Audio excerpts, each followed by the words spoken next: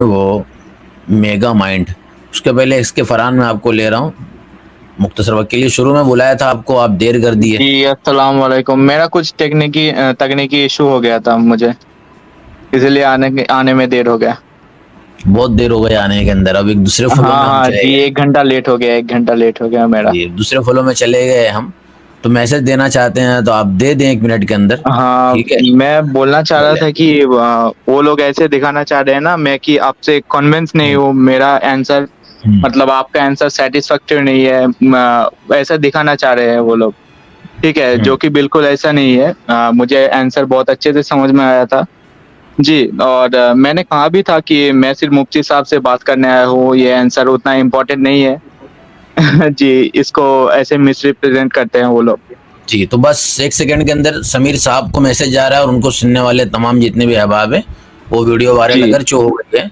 ये साहिब हमारे सवाल करने आए थे और मैसेज ये दिया जा रहा है कि ये सेटिस्फाई नहीं हुए और मुसलमान सेटिस्फाई नहीं होते। भाई सेटिस्फाई करने जी। हम बैठे भी नहीं किसी को, पहली बात तो ये है। हम जवाब देने हाँ, बैठे हैं, सेटिस्फाई वो हो ना हो तो उसके ऊपर है। और उस जी। स्ट्रीम के अंदर ये आए थे और ये खुद कह रहे हैं कि भाई मैं मुतमईन हूँ, मुझे वो सवाल खुद इतना इंपॉर्टेंट नहीं लगा। तो आप बताइए समीर साहब, आप और जी। आपके अनबक्त आप क्या कहेंगे? तो जी, आपके उस लिए फिर सवाल वही से उतना मैसेज। कुछ लेना-देना नहीं है ना हमारे जी, दीन से। हमको कैसे जी। चलना है, कैसे नमाज़ पढ़ना है, उस सवाल से कोई मतलब वैसा रिलेवेंट नहीं है वो सवाल, ठीक ओके, है? ठीक है। तो आपने क्लियर कर दिया, बहुत बहुत शुक्रिया। और हमारे जितने भी जी, भक्त हैं मैं उनको फिर एक कहता हूँ मिनट भक्तों जागो। आपके लिए रहेगा फ्री के अंदर। और आपसे भी आप इजाज़त तलब करते हैं, दूसरे साथी को हम लेते हैं, ठीक है? जी, जी, जी, बिल्कुल। ठीक है, चलिए। हमारे साथ एक हैं राज मौर्या। आप दोबारा ज्वाइन किए हैं जी, बोलिए। राज साहब, आप बोलिए। आप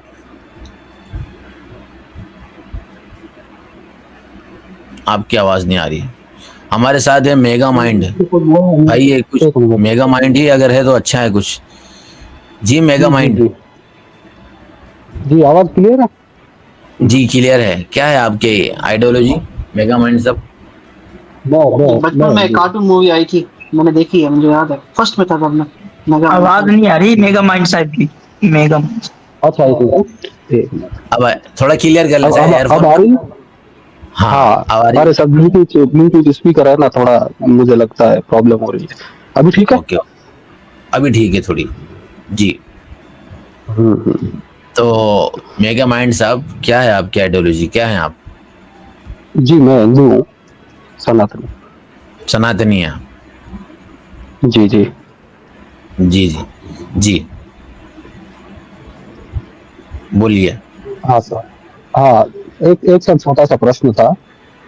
हम्म, प्रश्न ये था कि अभी कुछ दिन पहले आंध्र प्रदेश में एक डिसीजन हुआ है।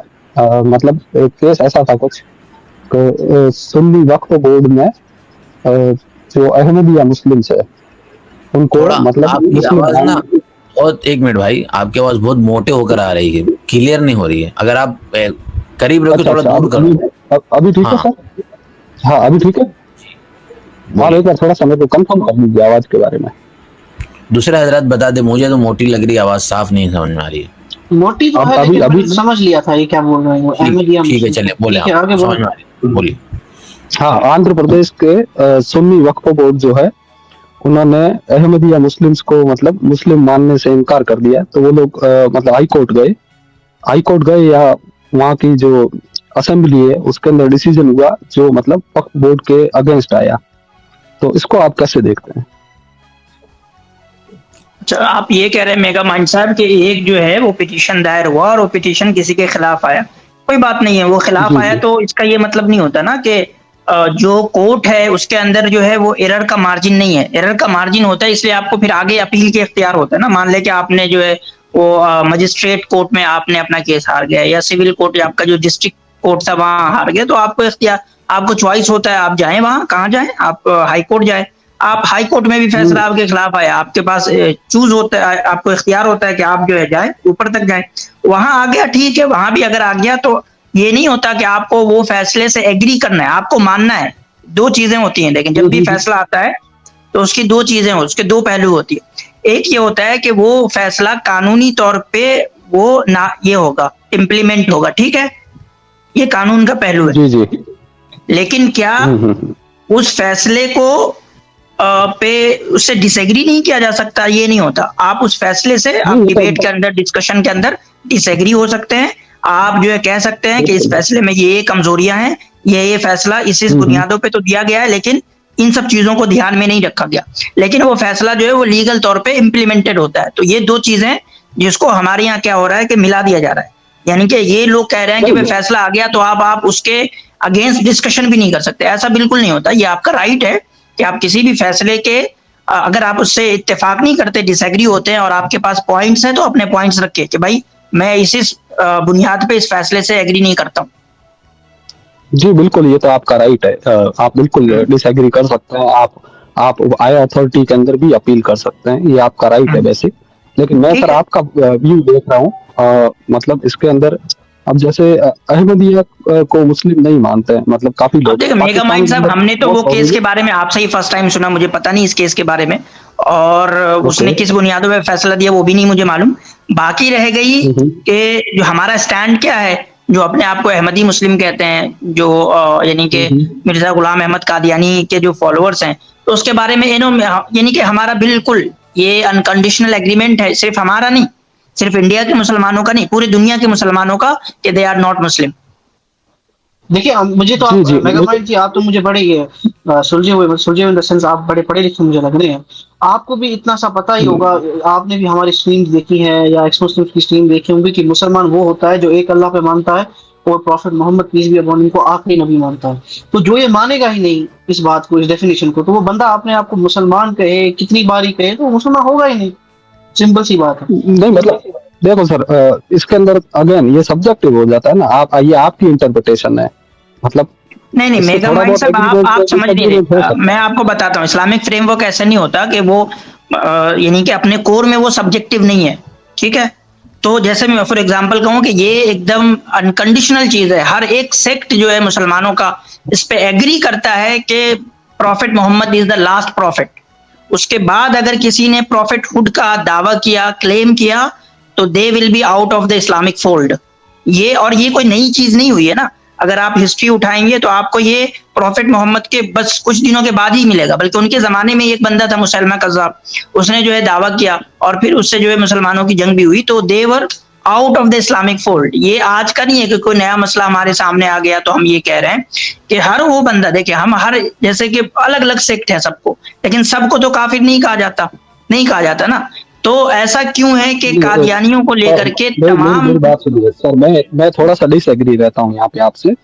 मतलब मैंने जहां तक देखा है, मैंने YouTube के ऊपर वीडियोस भी देखे हैं, और मैं अगर आप एग्जैक्ट रेफरेंस मांगेंगे तो नहीं दे पाऊंगा, लेकिन मैंने बुक्स के अंदर भी आ रही है। मैं ये बोल रहा हूँ भाई आपका लोगों को आ रही है। हाँ, मैं ये बोल रहा हूँ, यहाँ पे मैं थोड़ा सा डिसएग्री रहूंगा आपसे। मतलब मैंने जहां तक देखा है तो लगभग सेक्ट जो है वो एक दूसरे को काफिर बोलते हैं। मतलब ठीक है, तो आपने मेगा माइंड साहब, आपने, मुझे लग रहा है आपने बस मुनाजरे सुने, डिबेट सुने और ऐसा ही सुने, ठीक है। आप एकेडमिक डिस्कशन में जाएं, जो हमारी कलामी बहसें होती हैं, जो हमारा डिस्कोर्स होता है, जो हमारी इंटेलिजेंसिया है, जब वो बात करती है। देखिए मैं बुनियादी बात बता रहा हूँ। अगर मान ले कि आप ये कहते हैं कि ये एक सेक्ट जो है दूसरे सेक्ट को, हर सेक्ट काफिर कहती है, तो आप बताएं कि जब ये यानी कि बिल्कुल समझे एग्रीमेंट है इस पे कि एक नॉन मुस्लिम जो है वो हज के लिए नहीं आ सकता, ये तो मानते हैं ना, एक नॉन मुस्लिम हज के लिए नहीं आ सकता, ठीक है। तो आप बताएं कि जब हज होता है तो अलग अलग सेक्ट के सारे लोग जाते हैं या नहीं जाते हैं? हाँ, जाते हैं। तो आप देखें, तो अब इससे आपको पता चला ना कि नहीं, आप जितना सुपरफिशियल वे में समझ रहे हैं कि हमने कोई डिबेट और मुनाजरा सुना और वहां किसी ने जोश में जो है वो एक दूसरे को काफिर कह दिया है, तो वो बस एक कहें कि बाजारी चीज है जो कि डिबेट में बस चलता है। हमारे एकेडमिक डिस्कशन में आएंगे तो वैसा नहीं होता। और अहमदियों का मसला वो सिर्फ बाजारी नहीं है, डिबेट तक नहीं है, वो हमारे एकेडमिक डिस्कोर्स में कि हम उसके पीछे एक पूरी समझे कि थियोलॉजी है कि हम उनको क्यों काफिर बताते हैं, उसके पीछे पूरी थियोलॉजी है। और इसलिए वो सिर्फ एक जगह का मसला नहीं है ना कि कहें कि इंडिया के मुसलमान का ये सब्जेक्टिविटी है। आप अफ्रीका चले जाएं, आप जो है यूरोप चले जाएं, आप यूएसए चले जाएं, किसी भी मुस्लिम सेक्ट से पूछें, अलग अलग डिफरेंट सेक्ट से पूछें, सब लोग कहेंगे कि वो काफिर है। इसको हम कहते हैं इजमा, ठीक है। तो उनका जो कुफ्र है वो इजमा से है, यानी कि सारे यानी दुनिया के जितने भी मुस्लिम सेक्ट हैं, सब लोग, अगर कोई एक दूसरे को अगर बाजारी पना में काफिर कहता भी है तो वो एग्री नहीं होते। फॉर एग्जाम्पल समझ लें कि आप कहीं सुना होगा कि किसी सुन्नी ने जो किसी शिया को काफिर कह दिया, किसी शिया ने काफिर कह दिया सुन्नी को, लेकिन क्या शिया और सुन्नी के अलावा जो दूसरे सेक्ट हैं वो सब एग्री हो जाते हैं इस चीज को? लेकिन नहीं होते ना। लेकिन कादियानियों का मसला ऐसा है कि अलग अलग डिफरेंट सब सेक्ट वाले ने एक साथ कहा है कि ये मुस्लिम नहीं है। अच्छा, ये बुनियादी फर्क है जिसको आप मिस कर रहे हैं। लास्ट बात आप मेगामाइंड जी, मैं आपको बता दूं न्यूट्रल पर्सपेक्टिव से आपको मैं बस एक आर्टिकल बोलूंगा पढ़ने के लिए। रिसेंटली ये बात है जिसमें आईएसआईएस का फितना जब शुरू हुआ ना, तो जॉर्डन की कैपिटल है अम्मान। अम्मान में एक मीटिंग बुलाई गई, वर्ल्ड के जितने भी सेक्ट्स हैं जिनको हम मुसलमान कहते हैं या जिनको हम बाजारी लैंग्वेज में कभी कभी आपस में एक दूसरे को कह देते हैं तुम काफिर हो या ऐसे हो, वो उनके बड़े बड़े जो मुफ्तियान है, कराम है, स्कॉलर्स हैं, वो जॉर्डन में मिले और उसका नाम रखा गया अम्मान मैसेज। विकिपीडिया पे आपको उसका जो है वो मिल जाएगा आर्टिकल। उसमें तमाम स्कॉलर्स ने सेक्ट्स के नाम लिखे, तमाम जो फिरके हैं उनके नाम लिखे, अहमदिया को छोड़ के, और वहां पे सबको बताया कि हम सब एक दूसरे को मुसलमान समझते हैं और हम इस तकफीरी आइडियोलॉजी के अगेंस्ट हैं। ठीक है मेरे भाई, तो हम आपस में किसी को इतना नहीं होता, वो आपस में चलता रहता है, गुस्से गुस्से में बोल देते हैं। लेकिन जो ये अहमदियों का मसला है, this is matter of faith, ये मेन जो है ना हमारी मेन आइडियोलॉजी का मसला है, उसमें वो डिफरेंस रखते हैं, इसीलिए हम उनको नहीं मानते। भाई, जी मेगामन भाई, ये एकदम ओपन एंड शट केस है। कादियानियों का जो केस है मुसलमानों के लिए, वो ओपन एंड शट केस है। और आपका खुद माइंड मेगा है भाई, तो आपके माइंड के हिसाब से वो छोटी चीज को आप खुद वो करोगे भाई, तो बाजारी लोग हैं। आपका माइंड मेगा है, तो उसके हिसाब से आपको एकेडमिक डिस्कशन ही में जाना पड़ेगा ना। उसके ऊपर से ये तो कार्टून कैरेक्टर है, ऐसा नहीं है कुछ भी, ऐसा कोई मेगा माइंड नहीं है मेरा, खाली ये मुझे अच्छा लगता है कार्टून, इसलिए मैंने अपने फोटो लगा लिया। वो अच्छे के ऊपर मैं फिट कर रहा हूँ कि आपका फिट तभी आएगा जबकि आप वसी दर्जे में इसका। चले मेगामाइंड भाई, ये हमने गुफ्तगू कर ली, आमतौर पे ऐसा नहीं करते हैं। अब आप बताएं कि आप जो है वो किस आइडियोलॉजी को बेहतर समझते हैं और किन बुनियादों पे समझते हैं? मतलब अभी तो मेरा ये थोड़ा सा और था, बाकी खैर आप बात बोल रहे हैं तो नहीं, तो आपने तकरीबन एक सवाल कर लिया, उसका जवाब भी आ गया। नहीं, अब आप थोड़ा और आगे था हालांकि, और थोड़ा सा आगे आपसे हमने ये सवाल किया कि आप जो है दुनिया में बहुत सारे डिफरेंट आइडियोलॉजीज हैं, उसमें से किसको आप ओन करते हैं और किसको आप जो है वो सही समझते हैं और किन बुनियादों पे सही समझते हैं? वैसे तो मैं मतलब हिंदू हूँ, सनातनी हूँ, मैं पैदा हुआ हूँ, तो आप ये कह सकते हैं उस फेथ के अंदर ही मैं पैदा हुआ हूँ, तो मैंने वही आइडियोलॉजी को बहुत ज्यादा ठीक से देखा है, थोड़ा बहुत करीब से।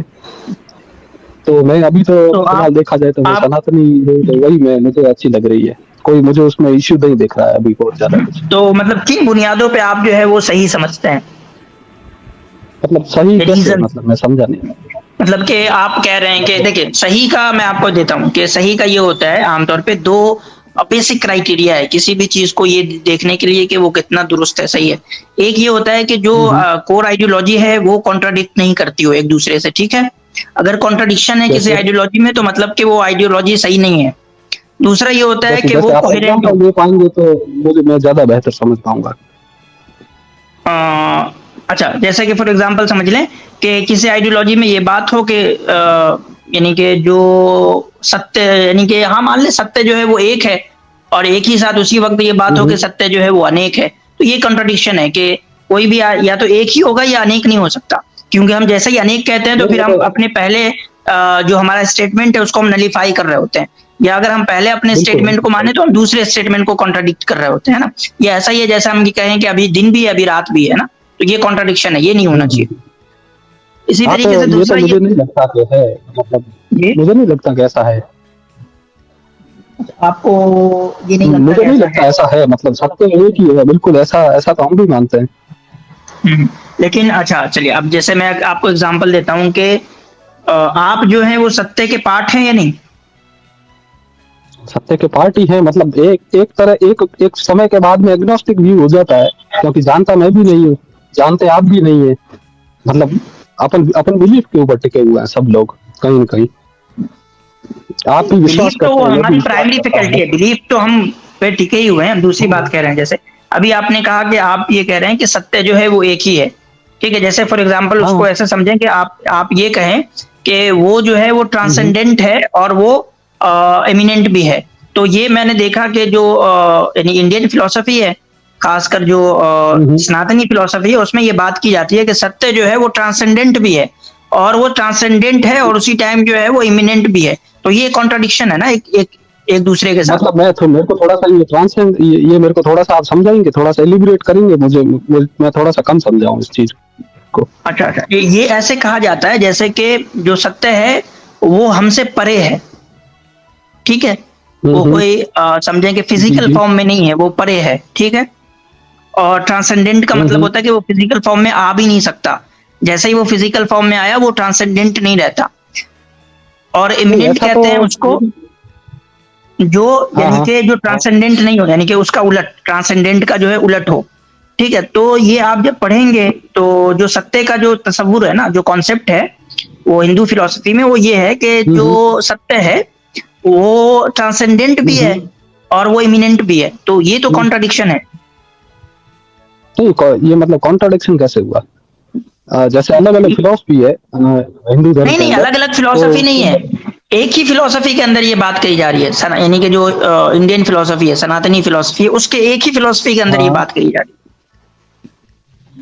नहीं मतलब ऐसा मुझे ध्यान में नहीं आ रहा है कौन सी फिलॉसफी, आप कोई पर्टिकुलर नाम बताएंगे तो मैं थोड़ा उसके ऊपर। जैसे फॉर एग्जांपल वेदांत ले लें, तो वेदांत में भी ये बात कही। आप अगर किसी इस पे आप अगर अपने किसी आचार्य से डिस्कशन करेंगे तो वो यही बात कहेंगे जो मैं बात कह रहा हूँ, कि वो यही कहेंगे कि जो सत्य है वो ट्रांसेंडेंट भी है और वो इमिनेंट भी है, वो दोनों है। मैं थोड़ा सा ये दो वर्ड नहीं समझ पा रहा हूँ। बाकी आप अगर वेदांत की बात करें तो अद्वैत वेदांत के अंदर तो वही है, मतलब जो सत्य है वो एक ही है और बाकी माया है वो प्रतिभाषित होती है, मतलब वो मिथ्या है।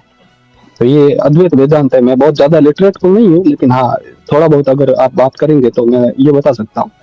तो मतलब माया है वो प्रतिभाषित है।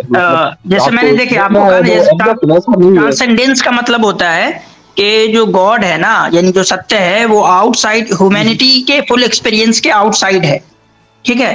यानी कि परसेप्शन जो है या हमारा जो एक्सपीरियंस है वो उसको परसीव नहीं कर सकता, वो उसको ग्रास्प नहीं कर सकता, ये होता है ट्रांसेंडेंस, ठीक है। और एमिनेंस का मतलब होता है, जैसे मैंने कहा एमिनेंस, इसका मतलब ये होता है कि वो जो है वो मतलब फुल्ली ग्रास्पेबल है। एमिनेंट चीज जो होती है ना वो मतलब ग्रास्पेबल होती है, फुल्ली ग्रास्पेबल होती है। नहीं, वेदांत के अंदर ऐसा नहीं है सर। वेदांत के अंदर तो है कि मतलब जैसे कि हम जो देख रहे हैं, जैसे हमारे शरीर है, तो ये शरीर तो मिथ्या है, मतलब माया है। ये मतलब जैसा हम देख रहे हैं एग्जैक्ट वैसा नहीं है। जैसे मैं अगर ये शरीर, लेकिन आपके अंदर ये शरीर है ना जो माया है, जो मिथ्या है, लेकिन आपके अंदर जो आत्मा है, जो आत्मा है हाँ, वो मिथ्या नहीं है। हम अनुभव नहीं कर पा रहे ना, वो नहीं है मिथ्या, वो नहीं है मिथ्या। उसको तो हम अनुभव भी नहीं कर पा रहे ना, उसको हम अभी अनुभव नहीं कर पा रहे हैं, लेकिन और वो सत्य का पार्ट है वो, बिल्कुल। और जिस दिन हम उसको अनुभव कर लेंगे तो हमको जगत मिथ्या दिखने लग जाएगा, सीधा सीधा यही कॉन्सेप्ट है। मतलब वही मैं आपको समझा रहा था। वही मैं आपको समझा रहा था। तो आप ये कह रहे हैं एक दफा कि एक तरफ आप ये कह रहे हैं कि वो ट्रांसेंडेंस है, लेकिन आप दूसरी तरफ ये कह रहे हैं कि मेरे अंदर जो आत्मा है, वर्ड्स के अंदर, हाँ जो आत्मा है मेरे अंदर, हाँ बिल्कुल, आगे बोलिए। वो जो आत्मा है वो उसी का पार्ट है, जो सत्य है उसका पार्ट है, ये उससे अलग नहीं है। जी बिल्कुल नहीं है। अच्छा, तो ये आत्मा जो है वो क्रिएशन नहीं है? आत्मा क्रिएशन नहीं है। आत्मा तो मतलब क्या बोलते हैं, आदि अनंत है। ये तो आत्मा तो ये क्रिएशन नहीं, आत्मा क्रिएशन नहीं है। नहीं, क्रिएशन नहीं। अच्छा एक, हाँ आप मतलब मानते हैं कि आत्मा को क्रिएट किया गया है भगवान द्वारा? हाँ बिल्कुल, हमारे यहाँ जो है, हमारे यहाँ बिल्कुल डिस्टिंक्शन है। हम डुअलिटी को मानते हैं। किस डुअलिटी को? क्रिएटर एंड क्रिएशन की डुअलिटी को। यानी एक क्रिएटर है और उसने क्रिएट किया है, ठीक है। इसके अंदर सर एक प्रॉब्लम आ जाती है फिर। जैसे अगर आप बोलते हैं कि जैसे आत्मा को क्रिएट किया है भगवान ने, तो इसके अंदर मतलब एक सवाल ये आ जाता है कि मतलब आज ही क्यों क्रिएट किया इसको? सबसे पहला सवाल ये आ जाता है। और दूसरा सवाल ये आ जाता है कि मतलब हाँ, मतलब जैसे मेरा कहने का मतलब उसी समय पे ही क्यों किया? जैसे कि ईश्वर ने दुनिया बनाई तो उसी टाइम पे ही क्यों बनाई, उससे पहले क्यों नहीं बनाई? एक है क्योंकि ईश्वर तो सदैव से है। अब देखें, जिसके पास इरादा होगा, हाँ जो मैं बता रहा हूँ पहले सवाल का, जिसके पास इंटेंट होगा ना, तो वो उसके मर्जी पे है कि वो उसके विल पे है कि वो जब चाहेगा करेगा। तभी तो वो मतलब ये माना जाएगा कि उसके पास इंटेंट है। नहीं तो ये ऐसा हो जाएगा जैसे आप कहें कि नहीं वो अपने मर्जी से जो है, अपने विल से जो है चीजों को क्रिएट नहीं करेगा, जब चाहेगा तब तो वो मतलब मजबूर हो जाएगा ना। तब फिर तो वो ऐसा है जैसा कि बंधा हुआ है, वो मजबूर है, वो इस लायक ही नहीं है कि वो डिसाइड कर सके कि मुझे कब क्या करना है, नहीं करना है। नहीं, मैं वही चीज बता रहा हूँ, जैसे ईश्वर तो अनंत काल से है, राइट, और सृष्टि को बने हुए कुछ समय हुआ है।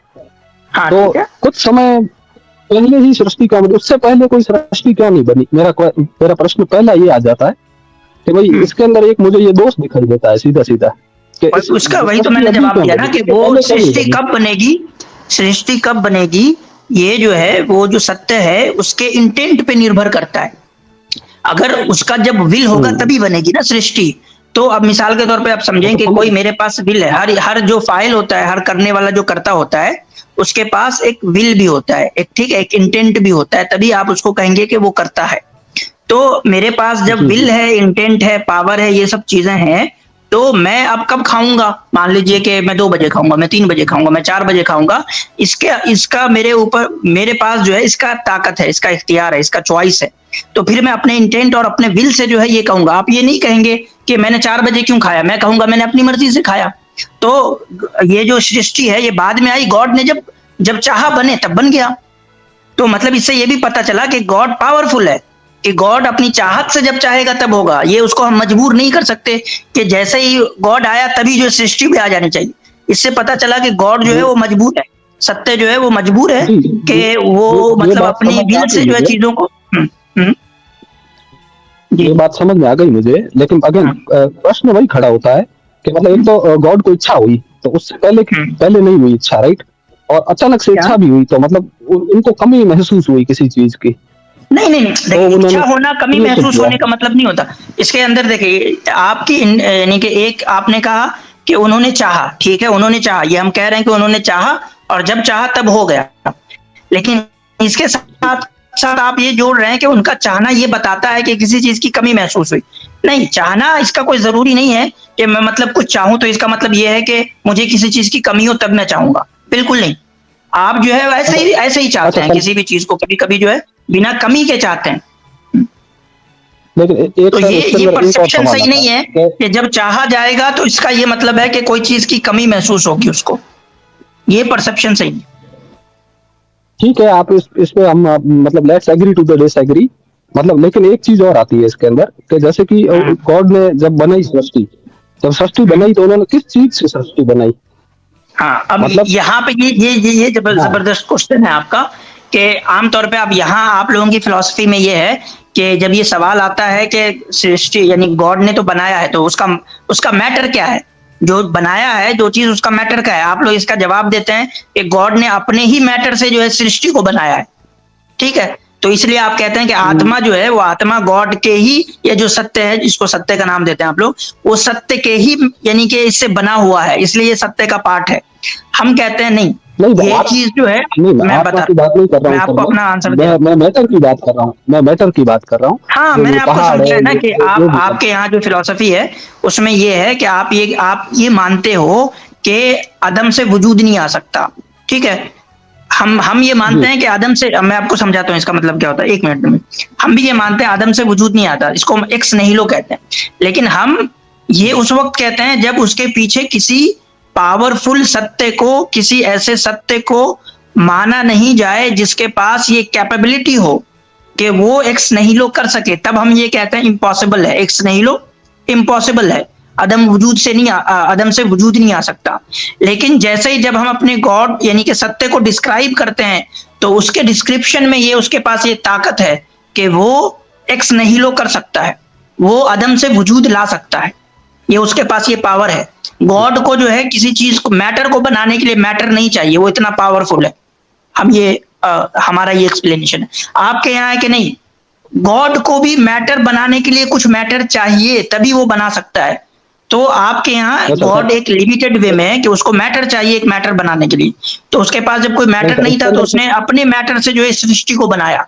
हम कहते नहीं भाई, गॉड इतना जो सत्य है वो इतना पावरफुल है कि वो विदाउट मैटर बना सकता है। नहीं सर, इसके अंदर थोड़ा सा क्या कॉन्ट्राडिक्शन आ रहा है? कोई कॉन्ट्राडिक्शन, अच्छी आप डिफाइन करें कॉन्ट्राडिक्शन। मैं बता देता हूँ। एक जैसे कि एनर्जी के बारे में कहा जाता है, एनर्जी कांट बी क्रिएटेड और you can never destroy energy. मतलब एनर्जी को हम कभी भी ना तो क्रिएट कर सकते हैं और ना कभी उसको डिस्ट्रॉय कर सकते हैं। मतलब एनर्जी एक जो सोर्स है वो हमेशा से है। ये मेगा अगर ऐसा माइंड है साहब मैं बताता हूँ, ये साइंस के अंदर बहुत बचकाना बात है कि एनर्जी को जो है वो डिस्ट्रॉय नहीं किया जा सकता, ये क्रिएट नहीं किया जा सकता। ऐसा नहीं है, बिल्कुल भी नहीं है। आप ब्लैक होल को जब आप स्टडी करेंगे, पढ़ेंगे, तो पता चलेगा ब्लैक होल तो एनर्जी को खत्म कर देता है, उसमें एनर्जी ब्लैक होल में जाके खत्म हो जाता है भाई।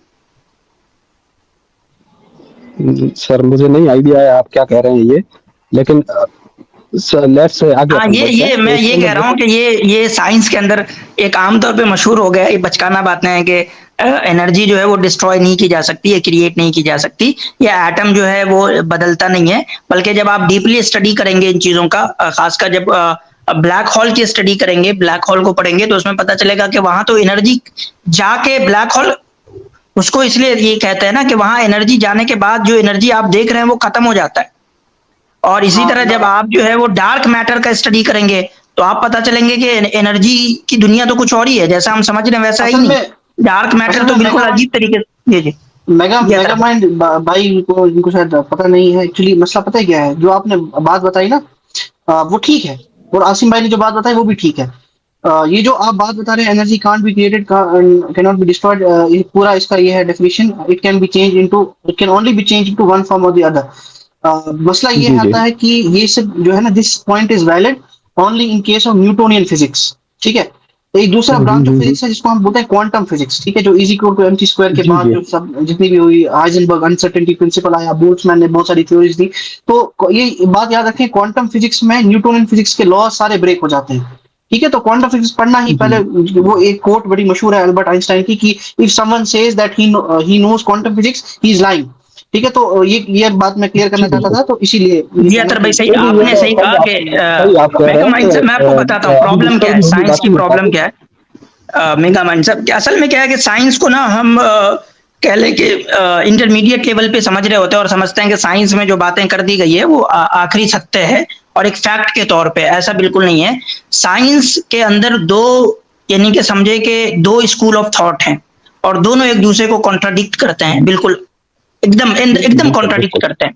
एक जो है कह लें कि आइंस्टाइन का, न्यूटन का तो खत्म हो गया। ठीक है, न्यूटन जो है वो इररिलेवेंट है, मॉडर्न फिजिक्स में न्यूटन इज इररिलेवेंट। ठीक है, तो आइंस्टीन जो है वो उसकी जो पूरी की पूरी फिजिक्स है ना वो डिटर्मिनिज्म पे खड़ी हुई है। ठीक है, कि हर चीज डिटरमाइन है, हर चीज को कैलकुलेट किया जा सकता है। उसके बिल्कुल उलट जो है वो एक क्वांटम फिजिक्स का एक स्कूल है। ठीक है, क्वांटम फिजिक्स ये भी बहुत मशहूर है। ये आइंस्टाइन से बिल्कुल अलग बात करता है। वो जिस तरीके से चीजों को डिस्क्राइब करता है, आप उसके अंदर जो है वो टेंगल को, क्वांटम इंटेंगल्ड को जानते होंगे। उसमें एक दूसरी चीज की बात की जाती है। इतना ज्यादा साइंस फ्रीक नहीं हूँ, मैं नहीं जानता हूँ ज्यादा साइंस के बारे में, मैंने सिर्फ नाम मेगा माइंड रखा है।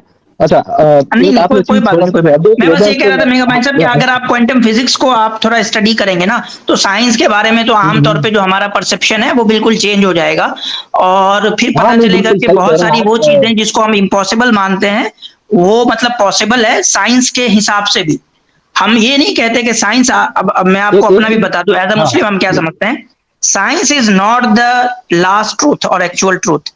साइंस के बाहर एक बहुत बड़ी दुनिया है।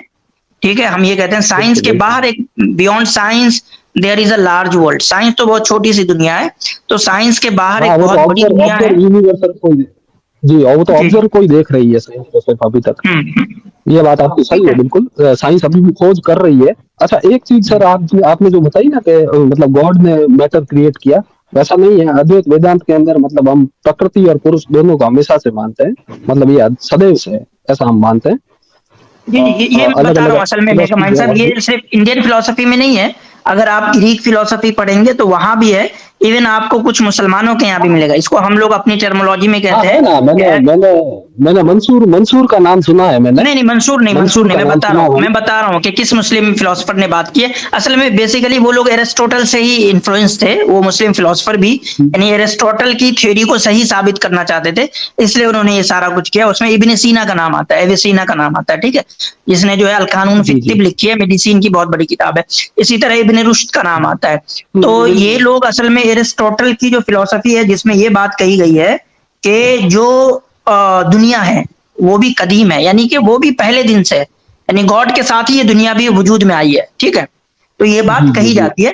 हालांकि ये चीज जो है वो इलॉजिकल है। जैसे हमारे यहाँ इमाम गजाली है, उन्होंने इस पे बहुत लिखा है, तहाफतुल फलासफा उनकी किताब है, उसमें उन्होंने इसको डिबंक किया है, और इस तरीके से डिबंक किया है इस थ्योरी को कि उसके बाद किसी की हिम्मत ही नहीं हुई कि उसका जवाब दे सके। तो ये मानना कि ये दुनिया भी जो है उसी तरीके से उतनी पुरानी है, मतलब दुनिया हम ऐसा नहीं मानते कि ये दुनिया, मतलब ये पृथ्वी को हम दुनिया नहीं मानते हैं। सबसे पहली बात तो हमारा बहुत मतलब नहीं, मैंने समझाने के लिए एक आम वर्ड यूज किया है, मैंने आपको समझाने के लिए एक आम वर्ड कि जो गॉड से अलग, यानी कि जिसको आप प्रकृति कह रहे हैं, ये कह रहे हैं, उसके लिए मैंने जो एक आम वर्ड जो समझ में आ सके लोगों को, मैंने जानबूझ के यूज किया, ठीक है। तो हम ये कहते हैं कि इसमें कॉन्ट्राडिक्शन है सर।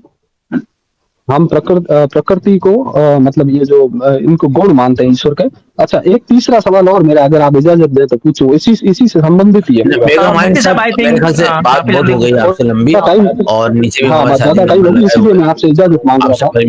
जी चाहूंगा मैं। जी आपसे बात करके अच्छा लगा। जी शुक्रिया देने के लिए।